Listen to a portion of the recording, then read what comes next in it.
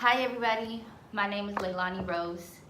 I'm gonna be talking about my artistry and the life's work that I do as an artist, educator, activist, visionary, all that good stuff. Fun fact about me, Leilani, if you translate it into English, it means heavenly flower, and my middle name is Rose. So a part of me believes that I was put on this earth to grow a garden with light and love filled fruit and blessings or whatever that be. So yeah, Wage Art is a project I started in my MFA program in 2016. When I first conceptualized it, stood for Women and Girls Empowered to Address Real Truths. And the reason that I wanted to do women and girls work is because as I started to dive deeper into my artistry and invest more time in developing my craft and my identity as an artist, I realized that a lot of my work was really centered around my identity and experiences as a woman and the things that I've been through where gender significantly impacted what I experienced. And so part of me feeling grounded and successful as an artist is being in community with people and being able to collaborate with people, because I do think that in order to create change and transformation in the world, that we can't do it alone and we need people to be on board with the movement. So I started, reaching out to folks to collaborate with, and we just went through the typical process of choreographing, let's make this dance, let's record a video. But then it led to a deeper conversation about our process of why do we feel so stifled in one way, and then why does it come so much more naturally and organically when we focus more on our energy as feminine, creative, people who are just inherently naturally sexual. And so that was the first topic we talked about in our circle. It was reclaiming sexuality as something that is sacred and a source of power, as opposed to something that is that we should be ashamed of and that should be taboo and not talked about. And it just brought me to the idea of continuing to have conversations about different controversial issues, and then using our art as a vehicle to share our conversations with the world, and also uplift the voices and visions of the people who are impacted the most by those particular issues. And I decided to officially start it as a nonprofit, and the reason being is, one, because I was already working full-time in a nonprofit, and so I was a lot more familiar with the work, and then also because I had a lot of access to grants and money and funds that were specifically for nonprofits. So I don't think I chose nonprofits, but I feel like nonprofits chose me. Because it's just the work that I've been pulled into through the opportunities that God has blessed me with on my journey. And working with this energy, this energy that's geared towards healing, transformation, social justice, and peace, for me is really fulfilling. I'm filled with so much gratitude to be able to do work full time that I'm just genuinely passionate about, and that really comes from my heart. But a lot of times too, it's really taxing.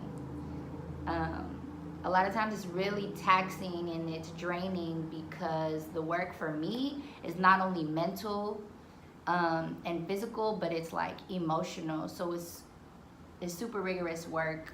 But I think that one of the greatest things for me is being able to uplift others higher than myself, and also knowing that I'm doing work that is changing lives and changing the community, and bringing families together. And our goal and my hope is to take this work nationwide and then worldwide.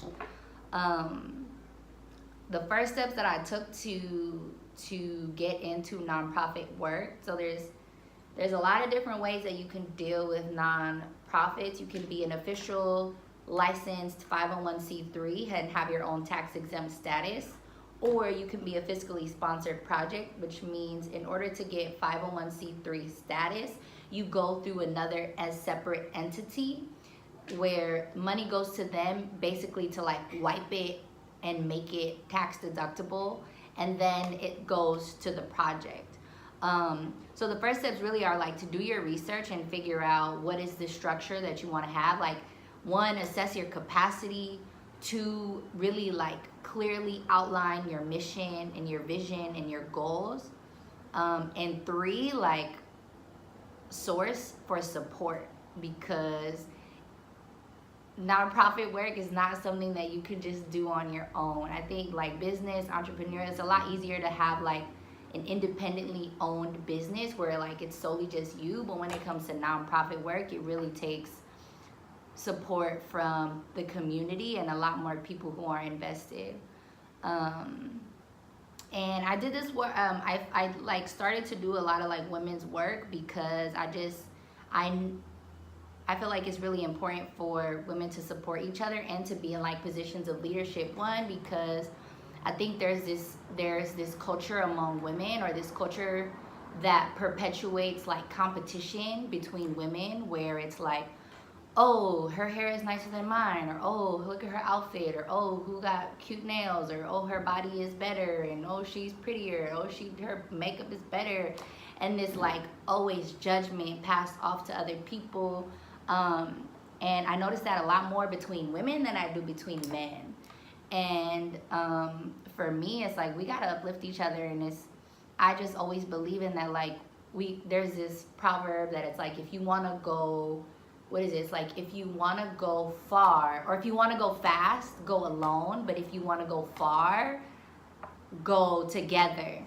And I want to go far. Like, I'm trying to go worldwide with it. So, like I'm really blessed and fortunate that over the past 3 years, now I have like a really solid team of folks who I can call on whenever I need support and ideas to bounce off of. And also think it's important for women to lead, because for too many generations and centuries, like patriarchy has been too prevalent. Even to this day, like mostly men hold the majority of the positions of power, not only in politics, but in business and corporations. I think in community settings and like grassroots settings, it's actually a lot more women in leadership than there is in men. But that same appreciation for like matriarchy, I think should be, in every aspect. Like, women are creators. Like, if it wasn't for women, there would be nobody in this world. I mean, you could say men too, but like women are literally the gateway to life. Like, how amazing is that? I think some of my goals for the future, in the next 5 years, I'm trying to open a full-fledged center utilizing the support and resources and people power that we have with Bay Peace and Wage Art and Heart Hustling Honeys. And we want to open just like a community center that's for youth, that's for women, that's for folks who are from communities that are like historically disenfranchised. And we want arts and healing to be a big component. We want to like begin to shift the culture of like our communities and society, so that like health is a priority, and education is a priority, and liberation and peace is a priority, and not just profit, not just capital, not just individualism. You know what I mean? And so that's one of my biggest goals in the next 5 years, is to like open a center and have us be our own 501c3. Because right now, I only oversee fiscally sponsored projects. But if we were to have our own 501c3, I would feel a lot more confident that like we're really going to be taking it far. So it's just about figuring out like what are the baby steps that I need to take, and what is the information that I need to, like what do I need to know in order to do it, because it's something I've never done before. Next event, oh my God, it's springtime. Springtime is always so crazy in this work, in this field. I have 3 events. So with Wage Art, we're having an art and wellness function on 4/20. I know y'all have probably like other ideas in mind, but look, understand that art and wellness, we were just trying to like, you know, we were just trying to promote the necessity to like take care of yourself, and not just by like smoking away your problems and like desensitizing yourself to issues. I think a lot of people have that problem, is like they're going through a rough time, and so they're like, oh, let me go party, let me go drink, let me go smoke, and it makes you numb, and so you feel better. But we're hosting this event, and we're gonna have a lot of like interactive vendors who will all be offering some sort of product or service or interactive component that relates to art or wellness and health, in a sense of like mind, body, and like emotional health. So yeah, there's that. Bay Peace is currently doing a series of healing circles that all use a different form of art. We're doing collages, painting, and poetry, and each one is focused on a different type of violence. And they're all youth-led. Our high school interns here at Bay Peace are leading each círculo. And then they're gonna be turning everybody's testimonials and stories into like one collectively devised art piece. And then I'm having a gala where Bay Peace is hosting a gala on 510 Day, May 10th. Because we're hoping to launch an Arts in Action youth production company next year, where we recruit a bunch of young artists to produce work for the community as a way to like raise money for our programs, but also as a way to educate people and contribute cultural work to the movement, and create art that like addresses social issues. So yeah, that's me. Come see me, come fuck with me. We do a lot of healing work. I got it for you. If you need healing, if you need love, if you need light, I got it for you.